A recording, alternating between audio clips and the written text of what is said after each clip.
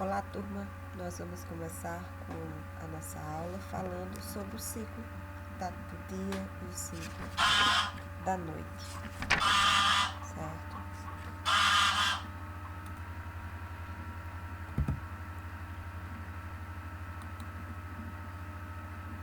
Vou dar uma voltada aqui falando em questão do dia e noite. A gente sabe que durante o dia existem vários animais que são adaptados ao dia, né? A gente tem os pássaros, a gente tem pomba, a gente tem andorinha e outras aves que fazem aquele barulhão como uma cantoria, igual meus gansos.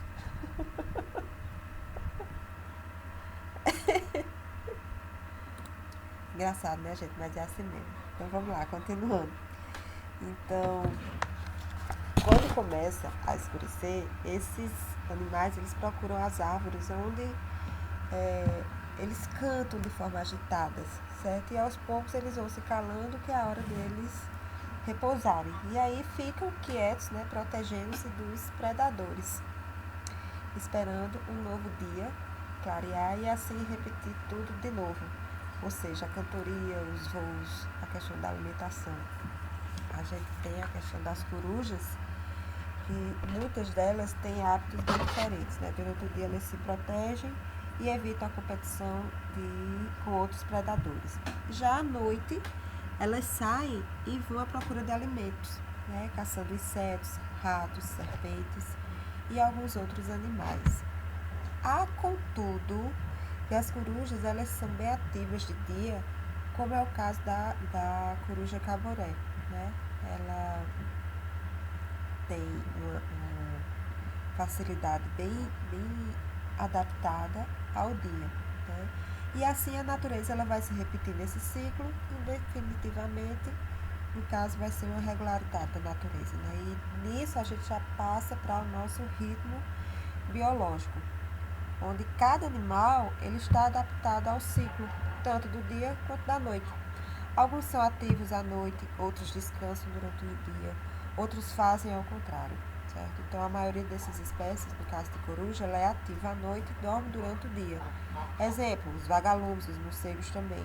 Os pardais, que são ativos de dia e descansam à noite. Assim também agem as vacas, os macacos e as borboletas. Alguém já viu borboleta voando à noite? Acho que não, né? A gente vê as mariposas voando à noite. Então, esses animais de uma mesma espécie, eles se comportam da mesma maneira. Cada espécie tem um ritmo biológico, ou seja, o ritmo de vida, tá? Então, essa aqui é a primeira parte, certo? Da nossa aula do dia... deixa eu dar uma olhada aqui da nossa reposição, tá? Nossa aula do dia 5, onde no final eu vou passar o exercício, certo? Essa aula do dia 5 e essa aula de hoje. E essas duas aulas eu vou passar um exercício referente à primeira nota do quarto bimestre para vocês, certo? Então a gente precisa de uma orientação e de uma localização de espaço. Tá? A gente viu a questão do ciclo do dia e da noite, onde todo ser humano ele tem o seu ciclo. No caso, a gente também vai conhecer como ritmo circadiano, certo? O nosso corpo ele precisa de um descanso, que é o momento mais adequado para o ser humano descansar é à noite. Embora haja pessoas que gostam de dormir mais e outras que gostam de dormir menos, todas necessitam de descanso, certo? E para a gente estabelecer horários regulares para evitar de se levantar à noite e ter uma vida regrada, certo? E sadia. Dormir demais e acordar tarde vai prejudicar o sono no dia seguinte, na noite, tá? Então, para dormir bem, você procura deixar o ambiente calmo, evitar possíveis ruídos. Algumas horas de dormir, procurar tomar café, chá, refrigerante que não contém cafeína, isso vai dar uma boa noite de sono. Então, existem pessoas que, por causa do trabalho, precisam ficar acordadas à noite e tem que dormir durante o dia. Então, aí já faz o ritmo diferente, né, do sono diferente.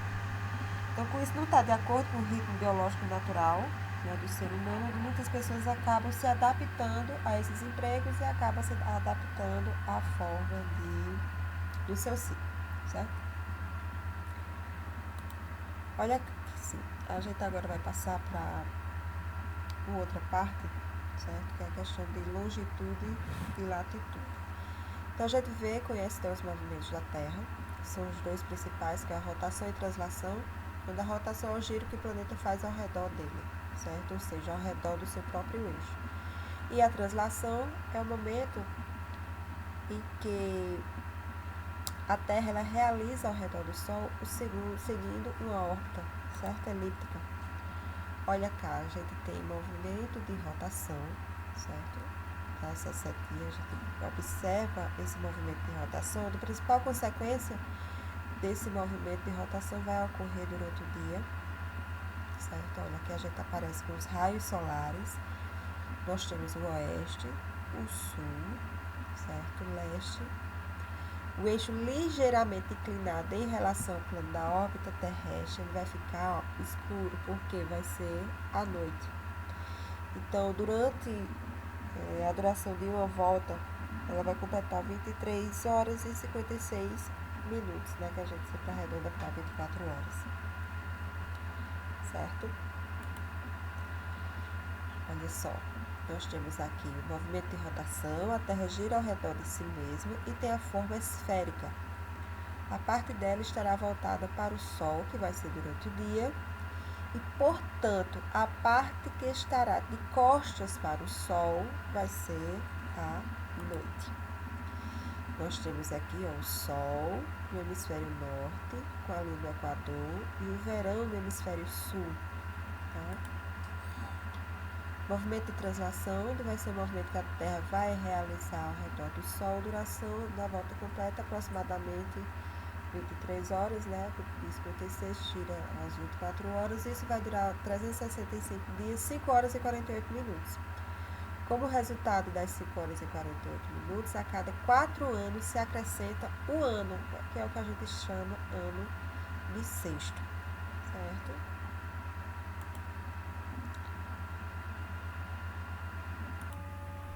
Olha só, longitude.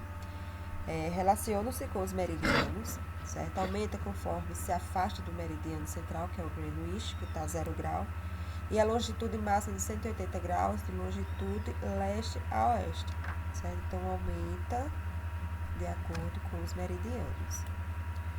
Isso aqui vocês vão ver bem mais detalhado também na questão de geografia, certo? Olha só, o sistema de posicionamento do Sol e do planeta Terra, onde a gente tem o planeta Terra e as órbitas, certo?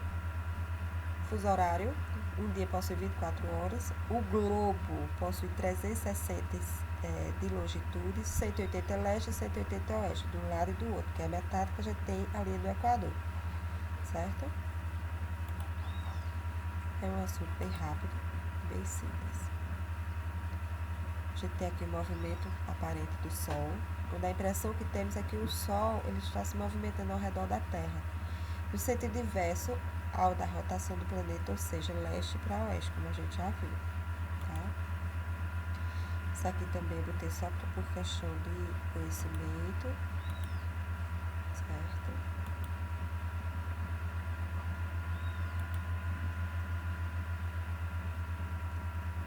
Aqui é a questão do fuso horário. Então, turma, eu vou passar um videozinho aqui para vocês para dar mais uma questão de orientação, certo? Prestem atenção no vídeo.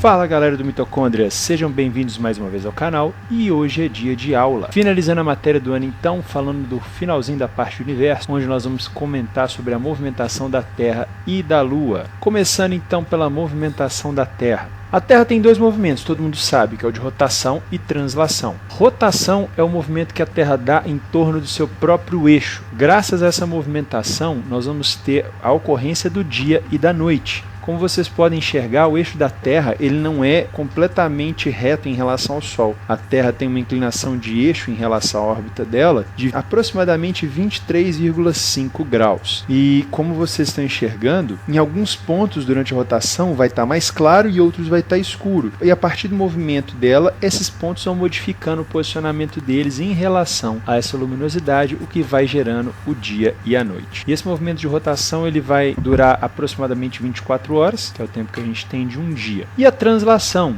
que é aquele movimento que a Terra vai realizar ao redor do Sol junto com outros planetas. A translação da Terra e dos outros planetas ela vai ocorrer em uma órbita aproximadamente elíptica, ela não é 100% circular. O tempo aproximado dessa órbita em volta do Sol é de 365 dias e 6 horas, o que vai fazer com que de 4 em 4 anos, por essas 6 horas extras, nós tenhamos um dia a mais no ano, que é o ano bissexto, onde ao invés de 365 dias, nós teremos 366 dias. A movimentação de translação é mais ou menos assim, mostrando como se fosse uma visão um pouco mais diagonal aí do nosso Sol. Dá para ver que é dois planos, mas imagina que é diagonal. Onde nós temos, vamos começar aqui pelo ponto 1, passar para o ponto 2, para o ponto 3, que é o inverso do 1, o 4, que é o inverso do 2, até chegar no 1 de novo, completando uma órbita em torno do Sol. As estações do ano vão ocorrer por causa desse posicionamento. Vejam que o eixo da Terra não modifica, ele permanece na mesma direção, independente de onde ele está, o que vai levar a gente a ter uma diferença de iluminação e por isso ter as estações do ano. Como é que funciona isso? Vamos começar aqui pela parte 1. Quando a Terra está inclinada nesse ponto aí, algumas coisas vão chamar nossa atenção em relação a essa figura. A primeira delas é o norte e o sul. Nós vamos ter essa linha vermelha como o eixo de rotação da Terra e a linha amarela como a linha do Equador. Essas setas amarelas que estão na direita vão ser os raios solares. Vocês conseguem notar que a Terra estando inclinada, a luz não bate da mesma forma na superfície terrestre? Se vocês olharem em relação à linha do Equador, essa primeira parte aqui de cima do hemisfério norte, ela vai estar recebendo dois raiozinhos aí, óbvio que não é desse jeito, tá? A gente está fora de proporção, mas vai receber dois desses nossos 7 raios que tem aí, enquanto a parte do Equador aí para baixo vai receber o resto dos raios, fazendo com que a parte do Equador para o sul, né, o nosso hemisfério sul, receba mais calor e iluminação do que o hemisfério norte. Por isso, no hemisfério norte nós vamos ter a estação do inverno, quando nós temos as temperaturas do dia mais frias. Enquanto isso, no hemisfério sul, que tem mais iluminação, vai ter o verão. Junto com essa luz, vem o calor. Outra coisa interessante de ver é que, quanto mais próximo do Equador, menos diferença faz em relação à quantidade de luz, que vai ser mais ou menos a mesma. Por isso que, quanto mais para cima ou mais para baixo, afastando da linha do Equador, mais rígidos vão ser as estações. Mais frio vai se fazer no inverno, mais calor vai se fazer no verão e assim subsequentemente. Enquanto próximo da linha do Equador, nos países tropicais, você tem as estações do ano menos rigorosas. E olha só, gente, voltando aí para uma tabela que tem na página 221, se você observar essa tabela, você vai perceber que quando o inverno do hemisfério sul ele está lá, é verão no hemisfério norte e assim vice-versa. Quando é verão no hemisfério sul, é inverno no hemisfério norte. O mesmo vale para a primavera e o outono. As estações nos dois hemisférios, elas se relacionam de modo regular. A distinção, ou seja, a diferenciação desses climas nas 4 estações, ela não existe com clareza, não tem como a gente observar bem, sentir bem. Quanto mais próximo à linha do Equador, no caso das baixas latitudes, menores são as diferenças climáticas entre o verão e o inverno, tá? E por outro lado, quanto mais a gente se aproxima, ou seja, quanto mais nos aproximamos do sul do país, vai ter essa distância, né, da linha do Equador, então, portanto, vai ser mais nítida a diferença climática entre esses dois locais, tá? Continuando.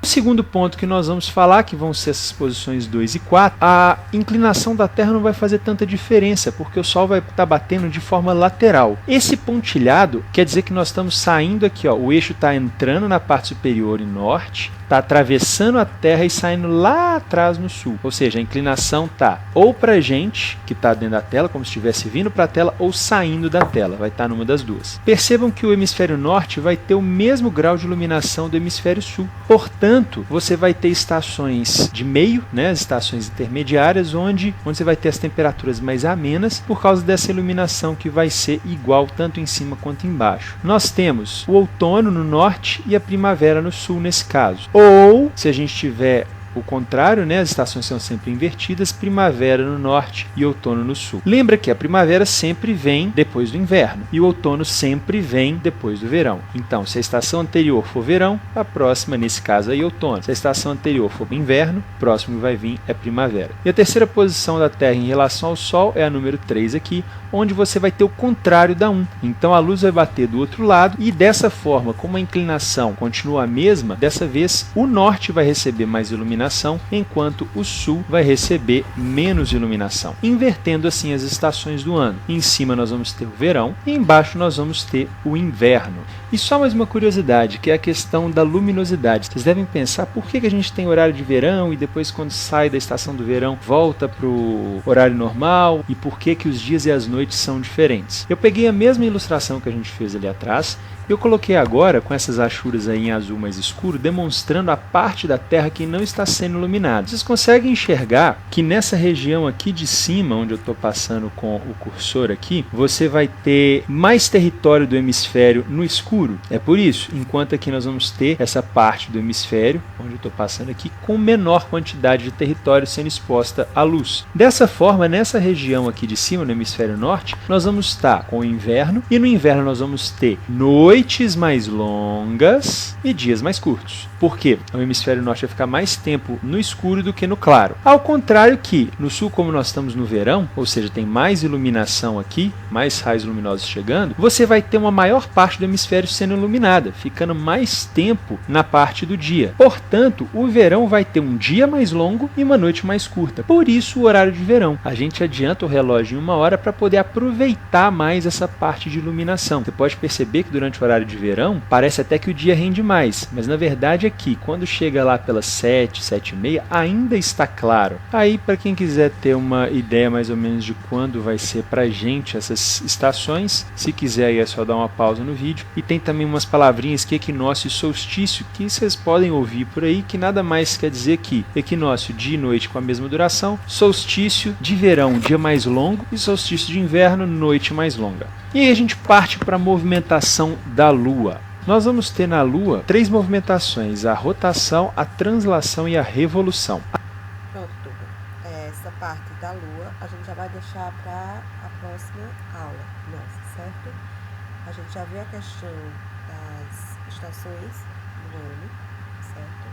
A gente viu a questão do ciclo dia e ciclo noite, longitude e latitude.